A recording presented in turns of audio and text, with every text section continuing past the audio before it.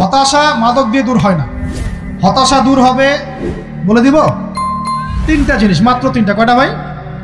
এক, 5 ওয়াক্ত নামাজ। এক কি? নামাজে আপনি অজু করে সেজদা দেন, ইনশাল্লাহ আপনার মনে প্রশান্তি না আসলে আমাকে এসে বলেন যে আসে না। চোখের পানি, মনের আবেগ যা আছে আপনার ভিতরে, কষ্ট, দুঃখ, যন্ত্রণা, সব আল্লাহকে ঢেলে দিবেন ইনশাল্লাহ। নিজের আবেগ ধরে রাখবেন এখানে, আপনি আল্লাহর জন্য ঢেলে দিবেন। মানুষকে আবেগ দেখে কি লাভ? মানুষ আপনার চোখের পানির মর্ম বুঝবে? মানুষ কি মানুষের চোখের পানির মর্ম বুঝে? আপনার পিতা যদি মারা যায়, আমার কাছে এসে দোয়া চান কান্নাকাটি করে, আমি দোয়া করতে পারবো, কিন্তু আমি কিন্তু আপনার ফিলিংসটা বুঝতে পারবো না। আপনার অনুভূতি কে বুঝতে পারবেন? আল্লাহ পাক আপনার ঘাড়ের রগের চেয়েও কাছে আছেন। সুবহানাল্লাহ, সুবহানাল্লাহ, আল্লাহ পাক ঘাড়ের রগের চেয়ে কাছে আছে। গতকালকে বাংলাদেশের একজন বরেণ্য আলেমের সাথে একটা কনফারেন্সে ছিলাম। উনি বলছিলেন যে এক ব্যক্তি, এটা শোনেন, এক ব্যক্তি খুব তার শখ যে তিনি সাহাবীদের মতো নামাজ পড়া শিখবেন। কথা বুঝতে পারছেন? সাহাবীদের মতো নামাজ শিখবেন। তো একজন বরেণ্য আলেমের কাছে এসেছেন, এসে বলছেন যে আমাকে সাহাবীদের মতো নামাজ শিখিয়ে দেন। তখন সেই আলেম আরেকজন আলেমের সন্ধান দিয়েছেন, যা তুমি তার কাছে যাও, তিনি শেখাবেন।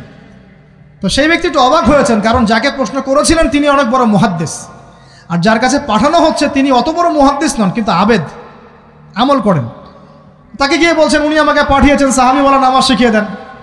তখন তিনি বলছেন ঠিক আছে, সুন্দর করে অজু করে আসো, সুন্দর করে অজু করে আসো। অজু করার সময় খালি খেয়াল রাখবা যে আমি অজু করছি শুধু আল্লাহর সন্তুষ্টির জন্য। কি খেয়াল রাখবেন? অজু করছি শুধু আল্লাহকে রাজি খুশি করার জন্য অজু করছে, আর কোনো উদ্দেশ্য নাই আমার। অজু করতে যাচ্ছে, তিনি আবার বলছেন দাঁড়াও, শুধু আল্লাহকে রাজি খুশি করার জন্য অজু করো। আবার শুরু করছেন, আবার বলছেন শোনো, শুধু আল্লাহকে রাজি খুশি করার জন্য অজু করো। এভাবে বলতেই আছেন, নামাজে দাঁড়িয়েছেন, দাঁড়ানোর আগে বলছেন শোনো, শুধু আল্লাহকে রাজি খুশি করার জন্য নামাজ পড়ো। বলতেই আছেন। এক পর্যায়ে সে ব্যক্তি নামাজ শুরু করলো, নামাজে মনোযোগ এদিক ওদিকে যায়, আর তার মাথায় এটা আসে, এই শুধু আল্লাহকে রাজি খুশি করার জন্য আমাকে নামাজ পড়তে হবে, শুধু আল্লাহকে রাজি খুশি করার জন্য নামাজ পড়তে হবে। এই চিন্তা তার মনের মধ্যে ঘুরপাক খাচ্ছে। এভাবে নামাজটা সে শেষ করেছে। শেষ করে চিন্তা করছে যে নামাজ তো পুরোপুরি মনোযোগ দিতে পারলাম না, বারবার মাথার মধ্যে এরকম চিন্তা আসছে, আল্লাহ আমাকে তুমি মাফ করে দাও, নামাজটা আমার মনে হলো না ঠিক মতো।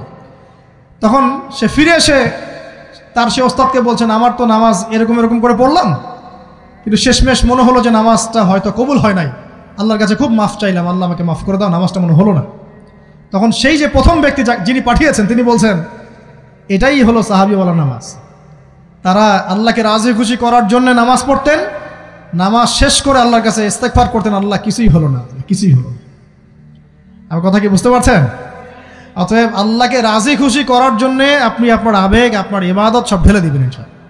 অন্য কারো কাছে কিছু পাওয়ার আশা করব। আমাকে আল্লাহ পাঠিয়েছেন দুনিয়াতে নামাজ পড়তে, রোজা রাখতে, দিনের প্রচার করতে, দিনের জ্ঞান অর্জন করতে, এই তো। তা আমি একজন মেয়ের জন্য জীবন নষ্ট করে দিব কেন? আমি তাহলে আল্লাহর কাছে কি মুখ দেখাবো, আর নবীর কাছে কি মুখ দেখাবো? ওখানে গিয়ে বলবো আল্লাহ আমি আমার অমুক প্রেমিকার জন্য আশেক হয়ে একদম জীবন দিয়ে দিয়েছি, আত্মহত্যা করেছি। গেছে ভাই, যাইতে দেন। যে ব্যক্তি আপনার অবস্থানকে মূল্যায়ন করে নাই সে আপনার যোগ্য ছিল না। এখন আপনি কি করবেন? নিজের অবস্থান উন্নত করেন, আপনার পিছনে লাইন ধরে ঘুরবে ইনশাআল্লাহ। এটাই বাস্তবতা। দুনিয়া খুব খারাপ জিনিস। মানুষের অবস্থানকে মূল্যায়ন করে, মানুষের অবস্থানকেই মূল্যায়ন করে, কিন্তু আল্লাহ রাব্বুল আলামিন আপনাকে সর্বাবস্থায় ভালোবাসেন। আলহামদুলিল্লাহ। এই যে আমরা এখন অনেক পাপ করছি না, আল্লাহ কি আমাদেরকে আযাব দিয়ে ধ্বংস করে দিয়েছেন? আল্লাহ পাক এখনো আমাদেরকে ভালোবাসেন, রহম করেন, আল্লাহ পাক অপেক্ষা করছেন কখন তওবা করবে, আমি তওবা কবুল করব। এই কখন আমার বান্দা খালি একবার বলে আস্তাগফিরুল্লাহ, আল্লাহ পাক সাথে সাথে মাফ করে দেবেন ইনশাআল্লাহ। আর সেই আল্লাহকে ভুলে আপনি কার পিছনে ছুটছেন? আমরা কিন্তু নিয়াত করতে পারি ভাই যে আমরা যারা ওয়াজ শুনলাম জীবনে কোনোদিন সিগারেটে হাত দিব না ইনশাআল্লাহ। রাজি আছি ভাই? অন্য বড় বড় জিনিস তো বহুত দূরের কথা। আচ্ছা, অনেকে রাজি হয় নাই কেন? আপনারা কি অলরেডি আসক্ত?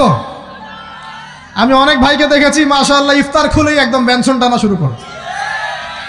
হ্যাঁ, এটা যে হারাম আপনাদের কেউ ওয়াজ করে শোনায় নাই? এটাকে কি মনে করেন আপনারা, হারাম না হালাল? কেউ বলেছে মাকরু, নাকি মাকরু ফতোয়া দিয়েছে? মাকরু শব্দের অর্থ জানেন আপনি? মাকরু শব্দের অর্থ কি একটু শোনেন। সূরা বনী ইসরাঈল খুলবেন। কোন সূরা?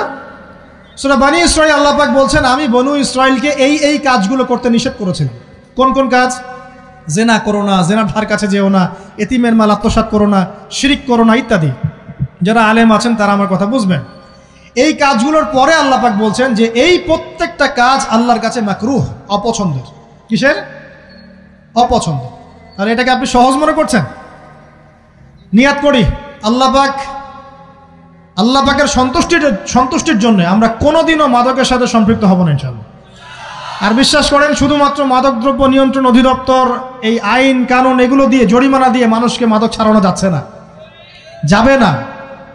কেন যাবে না এটা আপনারা খুব ভালো করেই জানেন, আমি বলতে চাচ্ছি না। অনেক সময় মাদক বিরোধী কনসার্ট করে মানুষ, মাদক বিরোধী কনসার্টে ওঠার আগে এক বোতল ডাইল খেয়ে আসে আগে। এগুলো কি বাস্তব কথা বলছি না অবাস্তব কথা বলছি? আমাদের যুবক ভাইরা কোশ্চিনকালেও মাদকের ধার কাছে যাবেন না ইনশাআল্লাহ।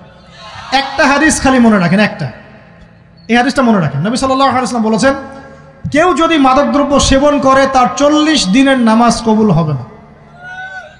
সিগারেট একটা খেয়েছি, 40 দিন নামাজ নাই। এরপর যদি সে তওবা করে আল্লাহ মাফ করে দিবেন। আবার যদি মাদক খায় আবার 40 দিন কবুল হবে না। যদি আবার তওবা করে আল্লাহ মাফ করে দিবেন। আবারও যদি খায় আবারও 40 দিন কবুল হবে না। আবারও তওবা করলে আল্লাহ আবার মাফ করে দিবেন। চতুর্থবার সে যদি মাদক খায়, আল্লাহ রসুল সাল্লাল্লাহু আলাইহি ওয়াসাল্লাম বলছেন, আল্লাহ পাক কিয়ামতের মাঠে তাকে তিনাতুল খাবাল পান করাবেন। কি পান করাবেন? তিনাতুল খাবাল। সাহাবীরা বললেন, ইয়া রাসূলুল্লাহ, এটা কি তিনাতুল খাবাল? কি? নবী সাল্লাল্লাহু আলাইহি ওয়াসাল্লাম বলছেন, এটা হচ্ছে জাহান্নামীদেরকে আযাব দেওয়ার পর তাদের রক্ত মাংসের যে পুঁজ বের হবে, এই যে ড্রিঙ্কস, জাহান্নামের হার্ড ড্রিঙ্কস, এই ড্রিঙ্কসের নাম হলো তিনাতুল খাবাল। আল্লাহ পাক আমাদের সবাইকে মাদক থেকে বাঁচিয়ে রাখে। আমল হচ্ছে কোরআন তেলাওয়াত। যে ব্যক্তি কোরআন তেলাওয়াত করতে পারে নিয়মিত, তার মনের মধ্যে এই হতাশা, এই ভীরুতা, এই কাপুরুষতা কিচ্ছু আসবে না ইনশাআল্লাহ। আমি গ্যারান্টি দিচ্ছি আপনাকে, হতাশা আসবেই না আপনার মনে যদি আপনি কোরআন বুঝতে পারেন। কোরআনের একটা আয়াত নিয়ে কোনো সময় দেখা যায় 2-3 ঘন্টা সময় পার হয়ে যাচ্ছে, আয়াতটা ছেড়ে সামনে যেতে পারছি না। কোরআনের ভিতরে ঢুকলে আপনি দুনিয়ায় ভুলে যাবেন কি হচ্ছে আশপাশে। আমি এমন অনেক আলেমকে দেখেছি যে একটা বই, পাতলা একটা বই, আরবি বই নিয়ে পড়া শুরু করেছেন, ওই যে ফজরের পরে জোহরের ওয়াক্ত হয়ে যাচ্ছে, বইটাই শেষ করতে পারেননি এখন। বুঝতে পারবেন না? যখন আপনি ইলমের ভিতরে ঢুকে যাবেন, কোরআনের ভিতরে, হাদিসের ভিতরে, আপনার দুনিয়ার খেয়ালই নাই।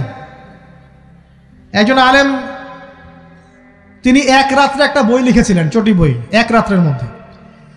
বলা হচ্ছে, তার সম্পর্কে বলা হচ্ছে যে রাতের খাবার তাকে দেয়া হয়েছে, যে আপনি এটা খেয়ে নেন। তো সে খাবারটা পাশেই আছে, খাবারটা খাবো, এটা লিখে খাবারটা খাবো, এরকম তার চিন্তা ছিল। ফজর হয়ে গেছে, বই লেখাও শেষ, খাবার এই অবস্থায় পড়ে আছে, ডুবে গেছেন ভিতরে, খাওয়ার মাথায় তার খেয়াল নাই। এরকম হয়। একজন মনীষী, বিখ্যাত মনীষী, রিয়াদুস সালেহীন কিতাবের রাইটার, সংকলক আল্লামা নববী রাহিমাহুল্লাহ, এরকম সারা রাত চলে গেছে, পাশে 2টা খেজুর, ওই 2টা খেজুর খাওয়ারই সময় পান। হাদিস নিয়ে গবেষণা করতে রাত পার হয়ে গেছে। আমি বলতে চাচ্ছি, যখন ইলমের ভিতরে, কোরআন হাদিসের ভিতরে ঢুকে যাবেন, আপনার দুনিয়ার খেয়াল আপনার চলে যাবে ইনশাআল্লাহ। এই টেনশন, হতাশা, এই সেই বাদ। তখনই আল্লাহ পাক আপনাকে তার পক্ষ থেকে রহমত দিবেন, বরকত দিবেন, আল্লাহ আপনার দুনিয়ার কাজগুলো করে দিবেন ইনশাআল্লাহ। তখন দেখবেন কেউ আপনার দুনিয়ার ওই কাজটা করে দিয়েছে, কেউ ওই কাজটা করে দিয়েছে, কেউ বাসায় খাবার পাঠিয়ে দিয়েছে, আল্লাহ পাকই এগুলো করাই দিবেন ইনশাআল্লাহ। তো প্রিয় ভাইরা, মাদকে যাব না আল্লাহর কাছে আসবো? 2 নাম্বার কোরআন তেলাওয়াত, 3 নাম্বার আল্লাহর জিকির। 3 নাম্বার কি ভাই? আল্লাহর জিকির। চলতে ফিরতে সব সময় মুখ চলতে থাকবে, মুখ না চললেও মনে মনে মন তাজা থাকবে, মনে মনে জিকির হতে থাকবে। মনে মনে জিকির করতে পারেন? মুখ নড়বে না, কিন্তু মনে মনে আপনার একটা জিকির হতে থাকবে, সুবহানাল্লাহ বা আলহামদুলিল্লাহ, লা ইলাহা ইল্লাল্লাহ, আল্লাহু আকবার। পারা যাবে? পারে। মানুষের মন কখনো চুপ করে থাকে না, কিন্তু মানুষের মন অলওয়েজ কিছু না কিছু চিন্তা করতে থাকে না, যতক্ষণ না ঘুমায় মানুষ। তো প্রিয় ভাইরা, বেশি বেশি জিকির করব, সুবহানাল্লাহ, আলহামদুলিল্লাহ, লা ইলাহা ইল্লাল্লাহ, আল্লাহু আকবার, লা হাওলা ওয়ালা কুওয়াতা ইল্লা বিল্লাহ, এগুলো চলতে থাকবে। আল্লাহ পাক তৌফিক দান করুন, আমিন। আমরা আমাদের সমাজে যুবকদেরকে এরকম টিকটকে দেখছি, অনলাইনে আসক্ত দেখছি, জেনায় আসক্ত দেখছি, পর্নোগ্রাফিতে আসক্ত দেখছি। আমরা দেখছি আমাদের যুব সমাজকে মাদকে আসক্ত, কিশোর গ্যাংয়ে আসক্ত। এইগুলো কি আমাদের কাম্য ছিল ভাই? আমাদের কাম্য ছিল? এই অবস্থায় কি যুব সমাজ আল্লাহ পাকের দ্বীনের পতাকা হাতে নিয়ে আল্লাহর জমিনে দিন কায়েম করতে পারবে কি না একটু আমাকে উত্তর দেন দেখি। এখন এই অবস্থায় পারবে? অতএব অবস্থার উন্নতি করতে হবে কি না? উন্নতির জন্য রাজি আছে কি না ইনশাআল্লাহ? আমরা চাই কি আল্লাহ পাকের দিনটা আল্লাহর জমিনে প্রতিষ্ঠা লাভ করুক, আল্লাহর দিন সবার ঘরে ঘরে পৌঁছে যাক, আল্লাহ পাকের দিনের যে সৌন্দর্য সবাই সেটায় এই সৌরভটা সবাই পাক, আমরা চাই কি না? সমাজে শান্তি প্রতিষ্ঠা হোক, আবার সেই রাসূলের মতো যুগ চলে আসুক, আমরা চাই কি না? অতএব আমাদের সবাইকে যৌবনের এই প্রলোভনগুলো থেকে বেরিয়ে এসে আল্লাহ পাকের ইবাদতে আত্মনিয়োগ করতে হবে। আল্লাহ পাক আমাদের সবাইকে তৌফিক দান করুন, বলি আমিন। আমাদের সবাইকে আল্লাহ রাব্বুল আলামিন কুরআন এবং হাদিসের গভীর জ্ঞান অর্জন করার তৌফিক দান করুন, বেশি থেকে বেশি ইবাদত করার তৌফিক দান করুন। আল্লাহ পাক সবাইকে হারাম সমস্ত রিজিক থেকে বাঁচিয়ে রাখুন, জেনা, ব্যভিচার এবং নারীর ফিতনা, মাদক থেকে আল্লাহ বাঁচিয়ে রাখুন। আল্লাহ পাক আমাদের সবাইকে হালাল রিজিক, হালাল সম্পর্ক যথেষ্ট করে দিন। আল্লাহ পাক আমাদের সবাইকে যেন দিনের দাওয়াতের মেহনত করার তৌফিক দান করেন এবং আলেম ওলামার সাথে পরামর্শ করে দিন শেখার এবং বোঝার তৌফিক দান করেন। যুবতী দিনী বোনদের জন্য, এখানে বোনরা আছেন না? আছেন কি না? দিনী বোনরা আছেন? একটা নসিহত দিনী বোনদের জন্য আমি একটা নসিহত করতে চাচ্ছি, একটা নসিহত। আমার এই একটা নসিহত একটু মন দিয়ে শুনুন প্রিয় দিনী বোন। রাসূলুল্লাহ সাল্লাল্লাহু আলাইহি ওয়াসাল্লাম আমাদের দিনী বোনদের জন্য জান্নাতে যাওয়ার একটা ফর্মুলা বলে দিয়েছেন। আমি কি বলবো সেটা? আচ্ছা, রাসূলুল্লাহ সাল্লাল্লাহু আলাইহি ওয়াসাল্লাম বলেছেন আমাদের দিনী বোনেরা, আমাদের মায়েরা, এই নারী জাতি মাত্র 4টা কাজ করলে জান্নাতের যে কোনো দরজা দিয়ে ইচ্ছা প্রবেশ করতে পারবেন। খুশি হন নাই? কয়টা কাজ? মাত্র 4টা। এক, যদি আমাদের দিনী বোনেরা 5 ওয়াক্ত নামাজটা ওয়াক্ত মতো পড়ে, আল্লাহ পাক তৌফিক দান করুন, বলি আমিন। 2 নাম্বার, যদি তারা রমাদান মাসের রোজাটাকে ঠিক মতো আদায় করতে পারে। 1 নাম্বার 5 ওয়াক্ত নামাজ ঠিকঠাক আদায় করা, 2 নাম্বার রমজান মাসে সওম রাখা, 3 নাম্বার তাদের লজ্জাস্থানের হেফাজত করা, মানে শরঈ পর্দা মেনটেন করা, শরঈ পর্দা মেনটেন করা। এবং আমি বলে দেই, চেহারাটা আপনাদের পর্দার অন্তর্ভুক্ত। এটা নিয়ে অনেক বাকবিতণ্ডা হয় না সমাজে, চেহারা দেখানো যাবে কি যাবে না ইত্যাদি।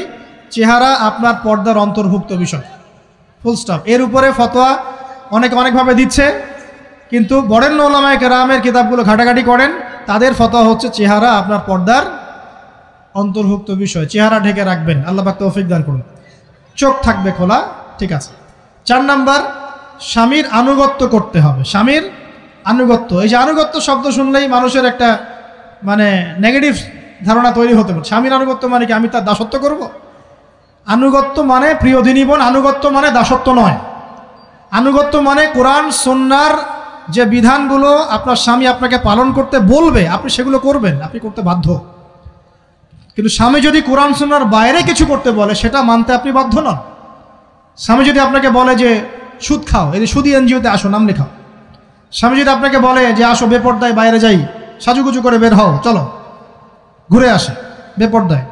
স্বামী যদি বলে দেবরকে একটু খাবারটা দিয়ে আসো, আমার অফিসের কলিগ আসছে, খাবার পরিবেশন করো, আসো ডাইনিংয়ে আসো। এই যে হারাম কাজ, বেপর্দার আদেশ করছে, সুদের আদেশ করছে, আপনি সেগুলো পালন করবেন না। কিন্তু হালাল বৈধ যে কোনো বিষয় আপনি স্বামীর আনুগত্য করবেন, এটা আপনার উপর ফরজ। এই 4টা কাজ যদি আপনি করতে পারেন, জান্নাতের যে কোনো দরজা দিয়ে ইচ্ছা আপনি প্রবেশ করতে পারবেন ইনশাআল্লাহ। আল্লাহ পাক আমাদের দিনী বোনদেরকে এই 4টা কাজ করার তৌফিক দান করুন। আমাদের সবাইকে আল্লাহ পাক জান্নাতের জন্য কবুল করুন, বলি আমিন।